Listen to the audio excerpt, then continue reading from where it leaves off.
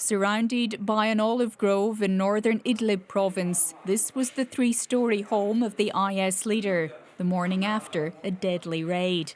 Locals say they were woken in the middle of the night by helicopters circling the compound. For more than 2.5 hours, they were in the air, and we heard the sound of machine guns and airstrikes. From the Situation Room in Washington, the president watched the action unfold live, later declaring it a resounding success. Last night's operation took a major terrorist leader off the battlefield. Carefully worded to reveal the man known as Abu Ibrahim al-Hashimi al-Qurayshi had killed himself.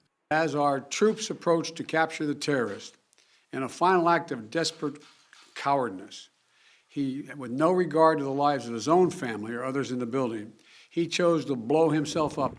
First responders say 13 people died in last night's operation, most of them women and children. US authorities have acknowledged civilian casualties, but are laying the blame squarely with the militants, saying special forces gave ample warning to leave the compound.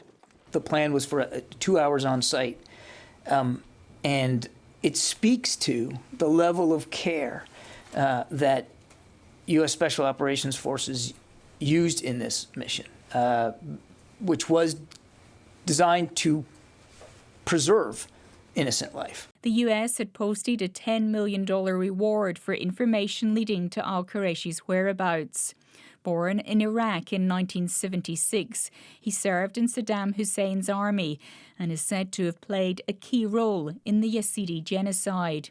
He joined al-Qaeda and then ISIS, taking over as the head of the terrorist group in 2019, after his predecessor Abu Bakr al-Baghdadi also blew himself up during a US raid. He deliberately kept a low profile in hopes precisely of avoiding this outcome. And that, I think, has become something of a fashion with terrorist leaders now and in the future. Al-Qurayshi was believed responsible for a recent attack on a prison in northeast Syria, holding Islamic State fighters. Although the Islamic State group no longer controls the swathes of territory it once did in Syria and Iraq, the US has become concerned about a possible resurgence.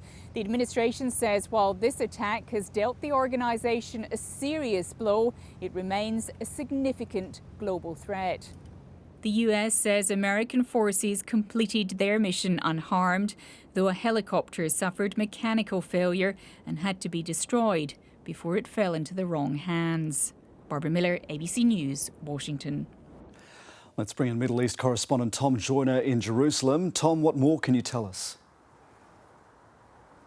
Well, Jeremy, the United States is framing this raid as a big win, as a significant blow to the Islamic State group, but it's hard to ignore here the civilian deaths involved. Syrian rescue workers say at least 13 people were killed in the raid, including at least 6 kids, and as well some of the areas around there where civilians lived was left severely damaged. Now, the Pentagon is saying there are strong indications that US forces were not responsible for the civilian deaths, but it's still going to be some time until we get a clearer picture of what actually happened that night. Now, the US is also unable to give any assurances for what this raid might mean for IS into the future, including any possibility of retaliation. So despite what the Pentagon is saying, despite what the US president is saying, we just don't know what kind of impact Qurayshi's death will have. Tom Joyner reporting.